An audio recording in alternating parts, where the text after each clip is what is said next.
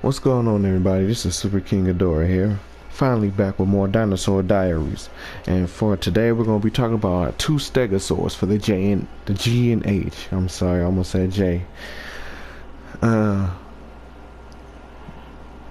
first off, I'm going to say this. I'm expecting these two to be very short. Well, I already know one is already short because I'm looking at it right now. And it's like not even a minute or so long. Like how the other ones can usually get to be. So what we're going to do is read an excerpt that I found online. Don't worry, Ceratosaurus and Stegosaurus rarely kill each other. As in, Ceratosaurus never kills Stegosaurus, and Stegosaurus rarely kills Ceratosaurus. Anyway, so I'm going to read the excerpt I found online for this Dinosaur Diary. And I'm most likely going to have to do the same for the next two. So we're finna get this ball underway. And the first dinosaur that we're going to cover today is none other than... Oh, look at that. Ceratosaurus died. But the first is going to be none other than Gigantspinosaurus Sichuanensis. And I hope I didn't butcher it.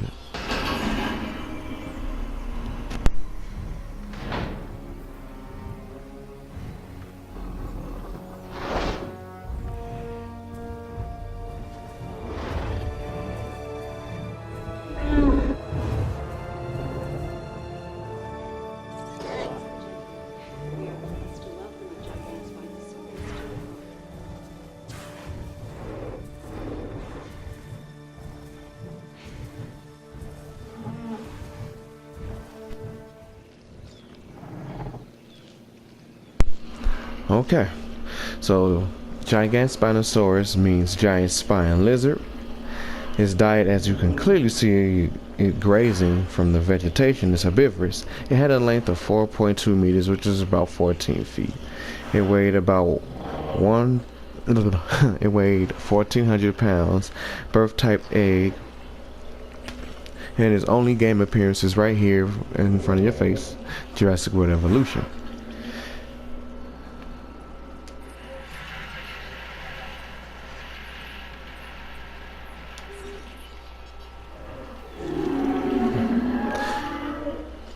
Now, Gigantspinosaurus, as his name, well, as the last part of his name, his binomial suggests, was found in Asia, is in the Stegosaurian family, found in Sichuan, China, where it gets this part of his name, Sichuanensis, from. If I'm even saying that part right.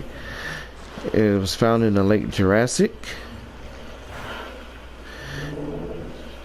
And Gigantspinosaurus was described by Ping and colleagues as a medium-sized stegosaur, estimated by Gregory S. Paul in 2010 to have been about 4.2 meters, 14 feet long, about 1,400 to 1,500 pounds in weight. Said Gigantspinosaurus has a distinctive appearance with its relatively small dorsal plates, as you can see there, and greatly enlarged shoulder spines. Greatly so. Like, I'm not sure if it's the only stegosaur with shoulder spines that big, but probably is, as his name is Gigantspinosaurus.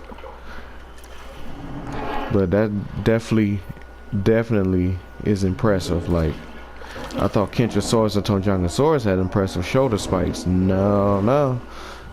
Gigantspinosaurus over here, not to be taken lightly. And show of hands, who else thought Gigantspinosaurus was going to be a hybrid between Giganotosaurus and Spinosaurus? That's what I thought. I was like, Gigantspinosaurus. I'm like, we got a third unknown hybrid? What? No, but we are getting a Spinosaurus hybrid though. Coming soon, everybody. And let's see. It says that the shoulder spines are twice the length of the shoulder blades on which they rested via large flat bases. The plates on the neck are small and triangular. The head must have been relatively large. This one's kind of hiding. There he is. So the head must have been relatively large with 30 teeth in each lower jaw. The hips are very broad and the low neurospines of the four sacral vertebrae and the first tail vertebrae have been fused into a single plate, and its forelimbs are robust.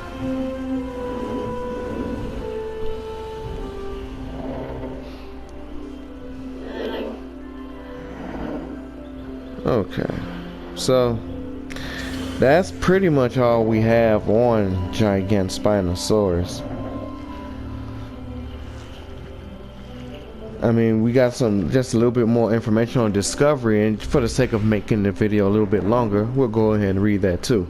It says that its first fossil was found in 1985 by Ouyang Hui at Pingtang near Jinquan and was reported upon 1986 by Yao Ruki. I don't know, I'm probably saying these names so wrong. Somebody please in the comments help me. Is okay by Yao Rugi. I'm sorry I had to say it wrong again, and his colleagues mistaken it for the specimen Gigantspinosaurus, which you can see here because Gigantspinosaurus, it does have bigger dorsal plates, but overall the shape is similar. I mean, the Stegosaurians share similar body types as other dinosaurs and families like Ceratopsis, Tyrannosaurus, and the like. So he says the type species Gigantspinosaurus Sichuanensis was described and named by Ouyang in 1992 in an abstract of a lecture. The generic name is derived from Latin gigas or giganteus, enormous, and spina for spine, in reference to the gigantic shoulder spines. The specific name refers to Sichuan. The specific name, basically the species name. That's what I'm gonna start calling instead of last name or binomial. I'm gonna say species name or specific name. It says the name was generally considered a nomen nudum in the West until in 2006 it was disclosed that the abstract contained a sufficient description. Despite its uncertain nomenclatural status, images of Gigantspinosaurus had appeared in several sources. Public awareness of this animal was increased in early 2006 when Tracy Ford,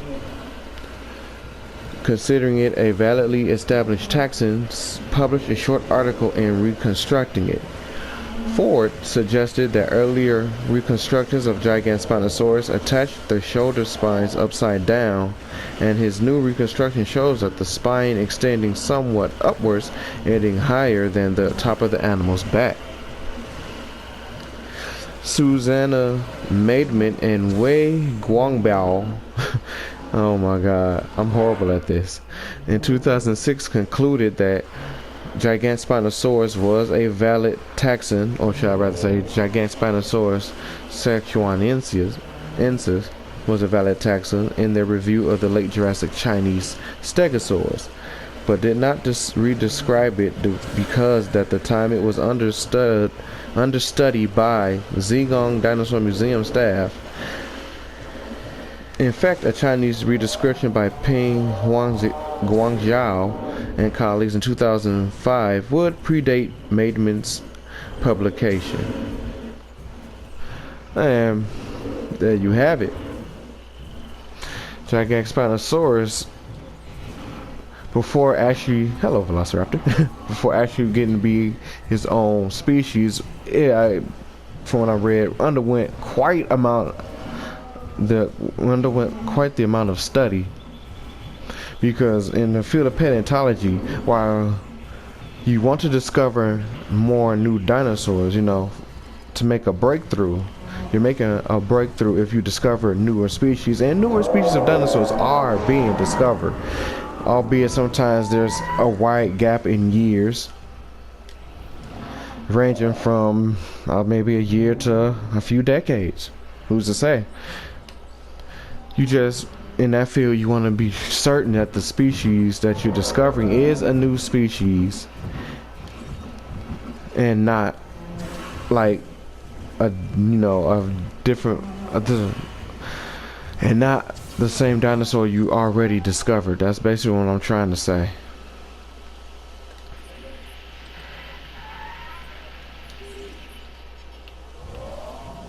and that's the case of any dinosaur you know you're discovering. So I've blabbered on long enough, and this has been Gigantspinosaurus. The next dinosaur we're finna cover is Hoyangosaurus, who shares the same paddock with this dinosaur if you have or have not spotted it already. So I'll be seeing you guys in the next Dinosaur Diary. Later, everybody.